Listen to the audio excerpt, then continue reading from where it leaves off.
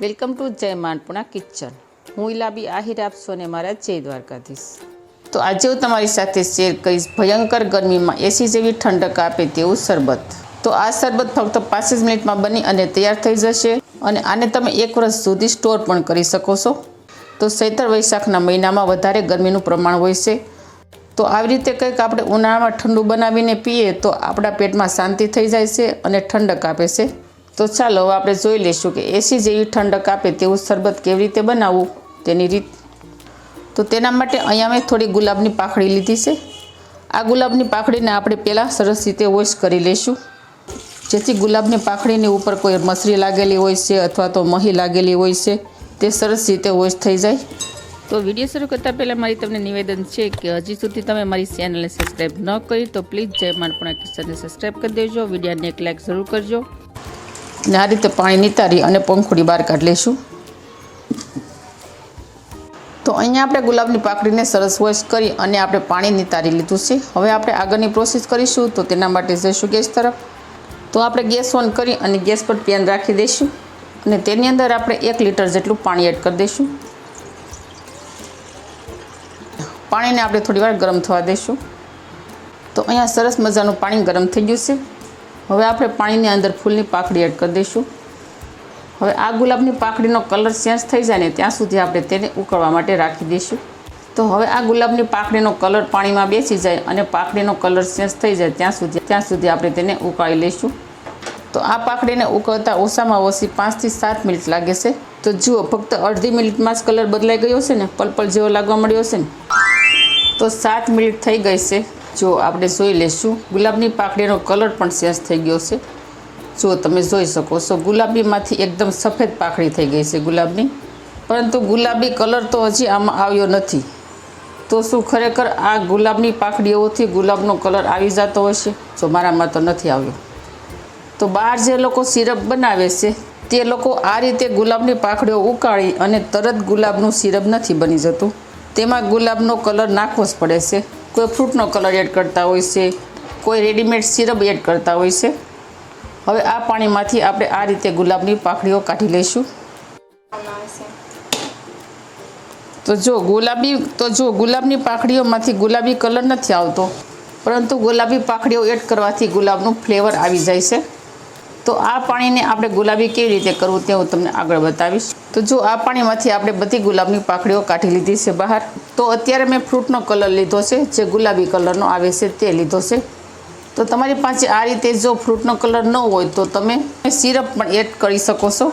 અત્યારે હું ફ્રૂટનો colour add કરી રહી છું. તેમાં આપણે અડધી વાટકી જેટલો કલર એડ કરવાનો છે. જો કેટલો સરસ કલર આવી ગયો છે, રિઝલ્ટ તમારી સામે છે. તો જો બ્રાઉનમાંથી થઈ ગયો છે ગુલાબી કલર. તો બહાર પણ આ રીતે જ કલર બનાવતા હોય છે, પરંતુ આપણે આ સિરપને કેમિકલ વગર જ બનાવવાની છે. જો આપણે ઘરે તૈયાર કરીએ તો એકદમ કેમિકલ ફ્રી બની અને તૈયાર થાય છે. ફક્ત આપણે ફ્રૂટ કલર જ એડ કરવાનો છે.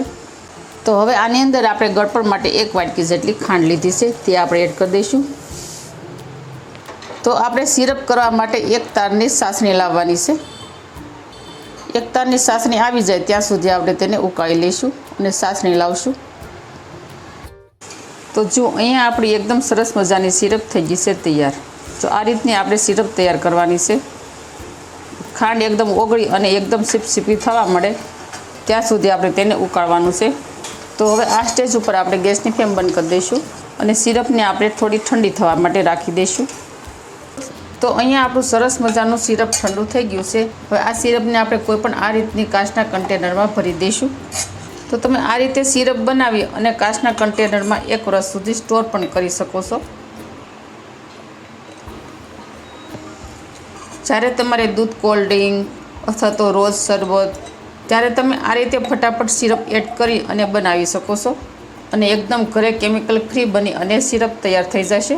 તો હવે અત્યારે આપણે આ સિરપને સાઈડમાં રાખી દઈશું અને આગળની પ્રોસેસ કરીશું. તો અહીંયા મેં લીધું છે 2 કિલોનું તરબૂચ અને જો હું તમને બતાવું, લાલ સટક છે અંદરથી. જો છે ને એકદમ સરસ મજાનું. તો પહેલાં આપણે ડગરી સાઈડમાં રાખી દઈશું અને તરબૂચને આપણે 2 ભાગમાં ડિવાઈડ કરી લઈશું. આ રીતે આપણે ગોળ રાઉન્ડમાં કટ કરી લઈશું. હવે આપણે તરબૂચને સરસ કટ કરી લઈશું.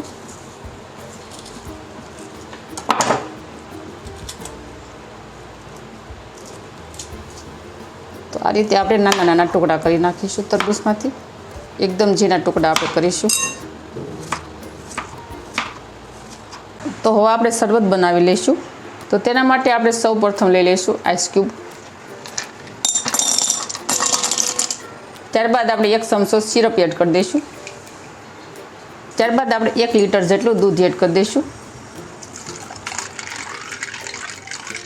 તમારે જેટલી ક્વોન્ટિટીમાં શરબત બનાવવાનું હોય તે પ્રમાણે તમે દૂધ એડ કરી શકો છો. ત્યારબાદ આપણે તરબૂચના ટુકડા કર્યા હતા તે એડ કરી દઈશું. તો અહીંયા મેં 1 કલાક પહેલાં સબ્જાને આ રીતે પલાળી રાખ્યા હતા. 5 ચમચી જેટલા સબ્જા મેં પલાળ્યા છે. અત્યારે ઉનાળાની ઋતુ છે એટલે આપણે સબ્જા તો કંઈકમાં અલગ અલગ બનાવી અને એડ કરી અને ખાવા જ જોઈએ. તો આપણે સબ્જા 5 ચમચી જેટલા એડ કરવાના છે. સબ્જા ઉનાળામાં ખાવાથી ઠંડક મળે છે. તો જો અહીંયા આપણું ઠંડુ ઠંડુ શરબત બની અને થઈ ગયું છે તૈયાર. જો બન્યું છે ને, જોતાં જ પીવાનું મન થઈ જાય તેવું શરબત. તો તમે પણ આ રીતે શરબત બનાવજો. બાળકોને અને મોટાને ખૂબ પસંદ આવશે અને ઉનાળા અને ભયંકર ગરમીમાં તમને ઠંડક આપશે. એટલું ટેસ્ટી શરબત બની અને તૈયાર થશે.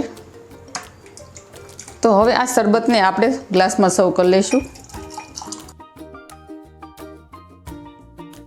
તો ફ્રેન્ડ, આજની આ શરબત બનાવવાની રીત કેવી લાગી તે મને કમેન્ટ કરી અને જરૂર કહેજો. અને તમને શરબત કેવું લાગ્યું તે પણ મને કમેન્ટ કરી અને જરૂર કહેજો. આપણે આ રીતે તરબૂચના ટુકડાથી ગાર્નિશિંગ કરી નાખીશું. તો અહીંયા આપણું પરફેક્ટલી એસી જેવું ઠંડક આપે તેવું શરબત બની અને થઈ ગયું છે તૈયાર. તો મારી આવી જ નવી રેસીપી શીખવા માટે જય માં અન્નપૂર્ણા કિચનને સબસ્ક્રાઈબ કરી દેજો. વિડીયોને એક લાઈક જરૂર કરજો અને ફ્રેન્ડ અને ફેમિલીમાં વધુને વધુ શેર કરજો. આવજો, ફરી મળીશું આવી જ નવી રેસીપીઓ સાથે. ત્યાં સુધી થેન્ક યુ. જય દ્વારકાધીશ, જય સિયારામ. ધન્યવાદ.